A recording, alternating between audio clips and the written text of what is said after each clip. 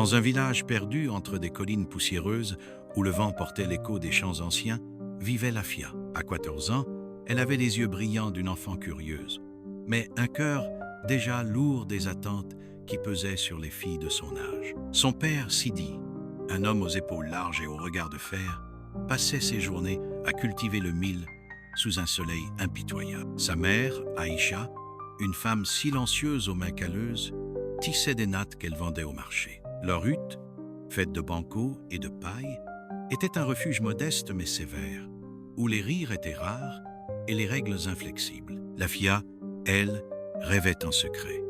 Elle aimait marcher jusqu'à la rivière, là où les arbres murmuraient des histoires que personne d'autre n'entendait. C'est là qu'elle rencontra Samba pour la première fois, un soir où le ciel s'embrasait de rouge. Il avait 18 ans, une démarche assurée et une voix douce qui semblait promettre le monde.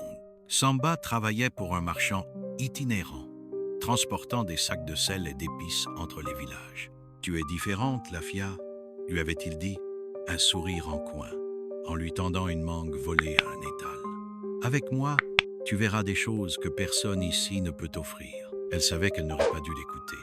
Sa mère l'avait mise en garde un matin, alors qu'elle pilait le mil dans la cour. « Méfie-toi des garçons comme lui, Lafia. Ils parlent comme le vent, mais ils ne laissent que des cendres. » Mais les mots de Samba étaient plus forts que ceux d'Aïcha. Il lui parlait d'une vie loin du village, d'une maison avec un toit de tôle et des robes colorées qu'elle pourrait porter. Chaque fois qu'il passait, elle s'éclipsait en douce, prétextant aller chercher de l'eau ou des herbes. Sous les étoiles, près de la rivière, il l'embrassait et elle se sentait invincible. Mais l'invincibilité est une illusion fragile.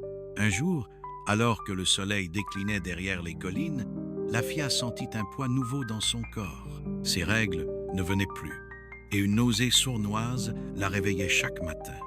Elle comprit, le cœur battant, qu'elle portait un enfant. Elle voulut en parler à Samba, mais il n'était pas passé depuis des semaines.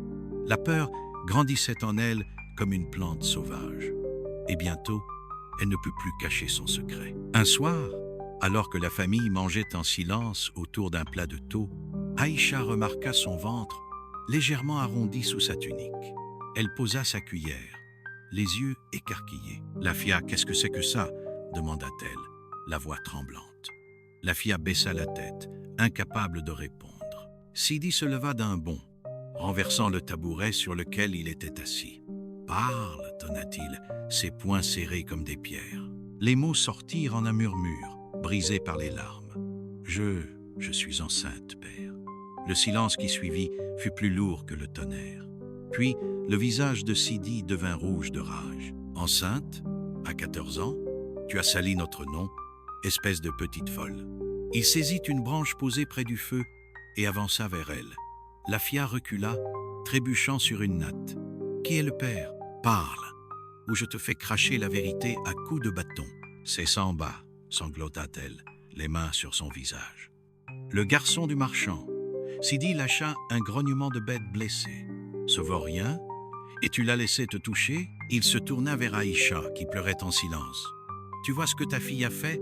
Elle nous a couverts de honte. » Lafia tomba à genoux, agrippant la robe de sa mère. « Maman, pardonne-moi, je t'en supplie. Je ne voulais pas... » Mais Aïcha se dégaga, le regard durci par la douleur. « Tu savais ce que tu faisais, Lafia. Tu as désobéi, et maintenant, tu veux que je te sauve ?» Sidi revint à la charge, la branche levée. « Dehors, sors de ma maison, tu n'es plus ma fille. Va retrouver ton Samba et ne remets jamais les pieds ici. » Elle supplia encore, rampant dans la poussière. « Père, je n'ai nulle part où aller. Pitié, ne me chasse pas. » Mais Sidi était implacable.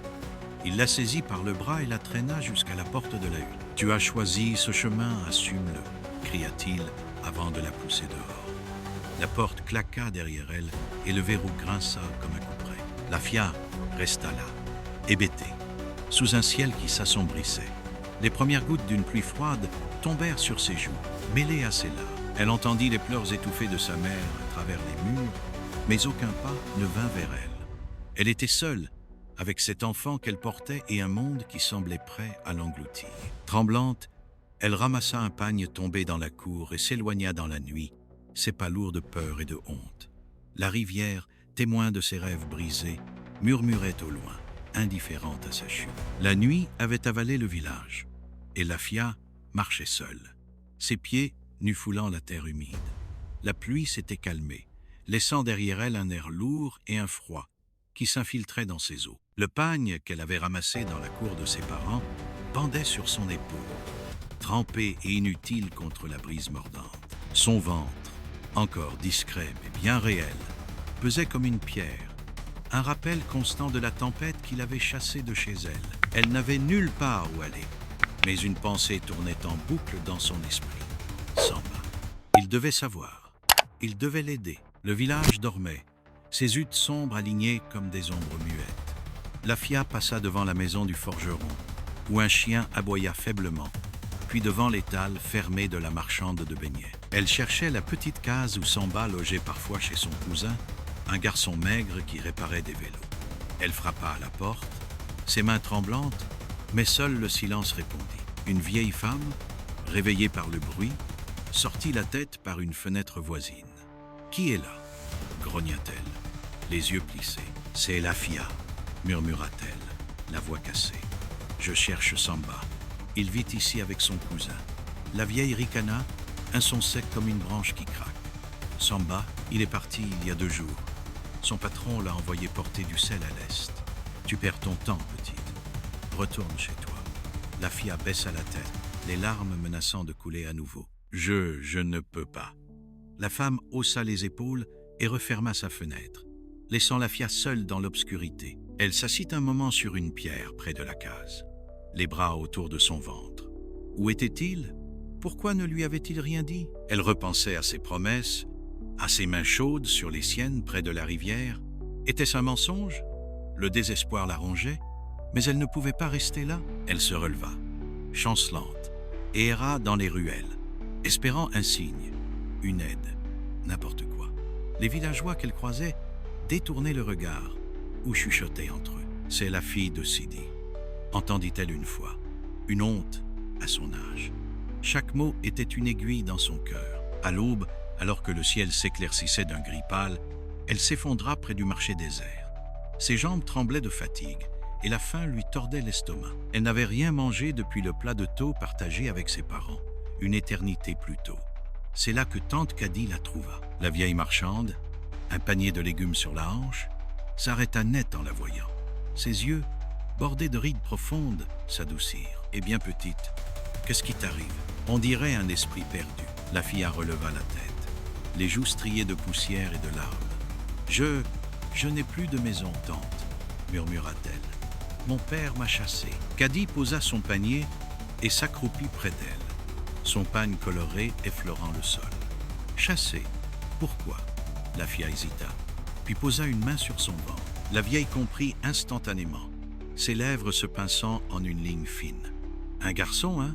Et il t'a laissé comme ça? »« C'est Samba, » avoua la fille.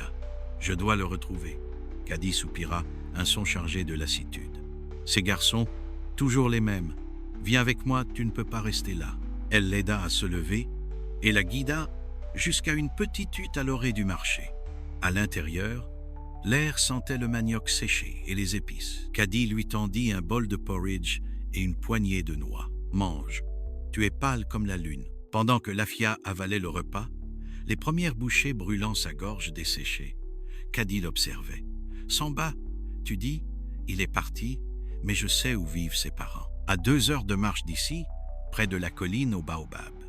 Ils ne sont pas riches, mais ils pourraient t'aider ou pas. » Elle fouilla dans une bourse en cuir et en sortit quelques pièces rouillées. « Tiens, c'est peu, mais ça te payera un thé en chemin.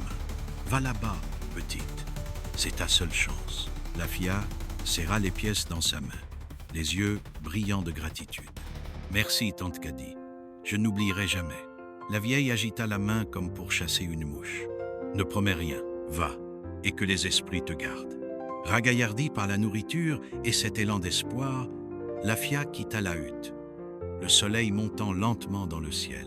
Elle prit la direction que Kadi lui avait indiquée, suivant un sentier étroit bordé de broussailles. Le voyage fut un calvaire. La chaleur écrasante du midi la faisait vaciller.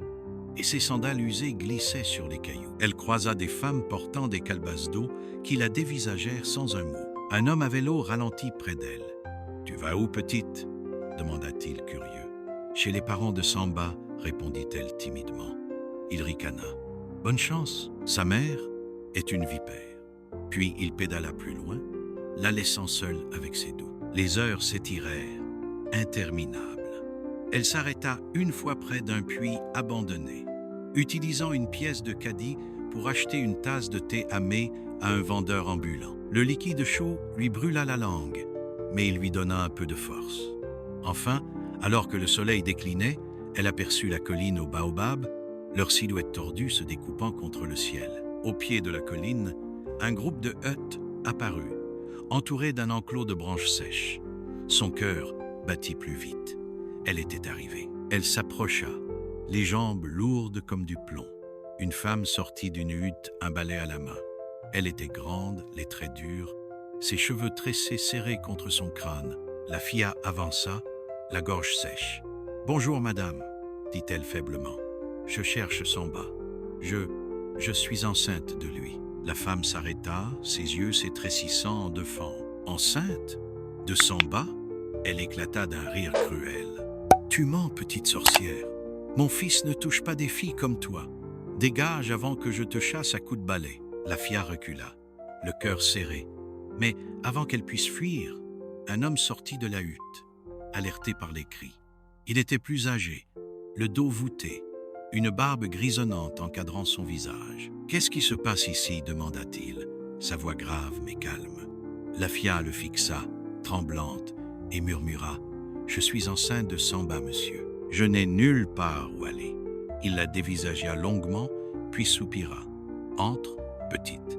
On verra ce qu'on peut faire. » La femme protesta, furieuse, mais il l'ignora. La filla franchit le seuil, un mélange de peur et d'espoir dans la poitrine, ignorant encore l'enfer qui l'attendait. La filla entra dans la hutte, le cœur battant comme un tambour de guerre.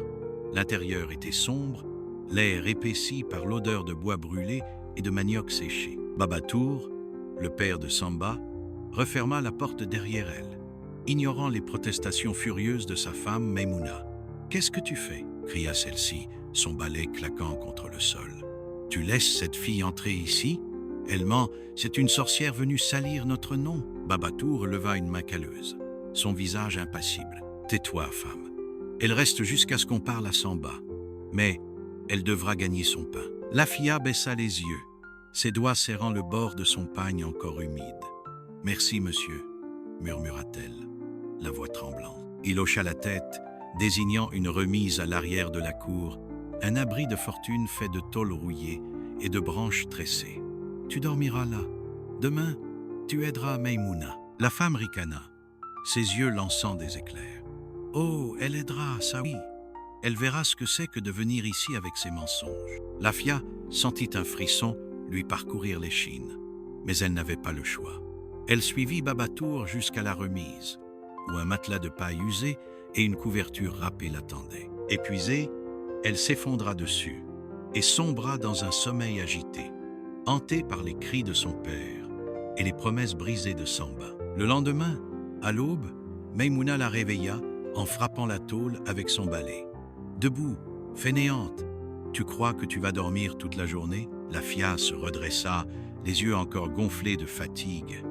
La femme lui tendit un seau cabossé. « Va puiser de l'eau au puits, et vite, avant que le soleil ne te grille. » La filla acquiesça en silence et sortit dans la cour, où les premiers rayons de l'aube peignaient les baobabs d'une lumière dorée. Le puits était à 10 minutes de marche, un trajet qu'elle fit en traînant les pieds, son ventre commençant à peser davantage chaque jour. L'eau était lourde, et le seau fuyait légèrement, trempant ses sandales. Quand elle revint, Maimouna l'attendait, les bras croisés. « C'est tout ce que tu ramènes ? Tu es lente comme une tortue. » Elle saisit le seau, renversant une partie de l'eau dans la poussière. « Recommence. Et cette fois, remplis-le bien, ou je te fais dormir dehors. » La filla ravala ses larmes et repartit, le dos courbé sous le poids de la honte et de la fatigue. Les jours suivants se fondirent en un cauchemar sans fin. Maimouna semblait prendre un plaisir cruel à l'épuiser. Après l'eau, Il y avait le balayage de la cour, où chaque grain de sable semblait une montagne à déplacer. Puis venait le pilage du mil, une tâche qui faisait trembler ses bras frêles. Plus fort, aboyait Maïmouna, frappant parfois ses mollets avec une branche fine quand elle ralentissait. La filla serrait les dents, son ventre grondant de faim, car la femme ne lui donnait que des restes, un bout de galette sèche ou une poignée de bouillie froide. « Tu veux plus? Gagne-le » raillait-elle. Babatour, lui, observait de loin, fumant sa pipe sous un manguier. Il ne parlait presque pas, mais ses silences semblaient moins hostiles que les mots de sa femme. Une fois, alors que la filla balayait, il s'approcha. « C'est vrai ce que tu dis ? L'enfant est de Samba ?» demanda-t-il, ses yeux scrutant son visage. Elle hocha la tête, la gorge nouée. « Oui, monsieur, il m'a promis. » Sa voix se brisa. Babatour soupira. « On verra quand il reviendra. Tiens bon, petite. » Ces mots, rares et simples, étaient une goutte d'eau dans un désert de cruauté. Mais ils lui donnaient la force de continuer. Les semaines passèrent et son ventre s'arrondit, rendant chaque tâche plus pénible. Maïmouna ne s'adoucissait pas. Un matin, alors que la filla lavait des vêtements dans une bassine, la femme renversa l'eau d'un coup de pied. « Tu appelles ça propre ? Regarde ces taches » hurla-t-elle, saisissant une chemise pour la lui jeter au visage. La filla tomba à genoux, les mains dans la boue. « Pardon, madame, je vais recommencer » bredouilla-t-elle. Maïmouna la fixa, un sourire méchant aux lèvres. « Tu crois que tes larmes vont m'attendrir ? Tu n'es rien ici. » Rien, ce soir-là, alors qu'elle s'écroulait dans la remise, la filla murmura une prière, les mains sur son ventre. « Tiens bon, toi aussi » souffla-t-elle à l'enfant qu'elle portait. Elle rêvait du retour de Samba, imaginant qu'il viendrait la sauver, qu'il tiendrait ses promesses. Mais une part d'elle, enfouie sous la fatigue, commençait à douter. Un mois plus tard, alors que le vent portait l'odeur des pluies prochaines, un bruit de pas lourd résonna dans la cour. La filla, occupée à balayer, releva la tête. Une silhouette familière se dessinait sous le manguier. Samba. Il portait un sac sur l'épaule, ses vêtements poussiéreux témoignant d'un long voyage. Son visage, autrefois si doux à ses yeux, semblait durci par le soleil et la fatigue. Maïmouna accourut, un sourire faux sur les lèvres. « Mon fils, tu es enfin là. » Elle se tourna vers la filla, pointant un doigt accusateur. « Cette fille prétend que tu l'as engrossée. Dis-lui qu'elle ment. » Samba posa son sac, ses yeux glissant sur la filla comme si elle était une étrangère. « Enceinte ?» dit-il fronçant les sourcils. « Je ne sais pas de quoi elle parle. » La filla sentit son cœur se briser en mille éclats. « Samba, c'est moi, la filla !» cria-t-elle, avançant vers lui. « Tu m'as promis près de la rivière. Tu te souviens ?» Il recula d'un pas, secouant la tête. « Tu ne te trompes de personne. Je ne t'ai rien promis. » Maïmouna éclata de rire triomphante. « Tu vois, je te l'avais dit, une menteuse !» Mais Babatour sortit de la hutte, sa pipe à la main, et sa voix trancha l'air comme une lame. « Assez ! Samba, regarde cette fille. Elle est venue ici à cause de toi. Tu nies, mais je vois la peur dans tes yeux. Parle ou je te renie devant les anciens. » Le silence s'installa, pesant comme une pierre.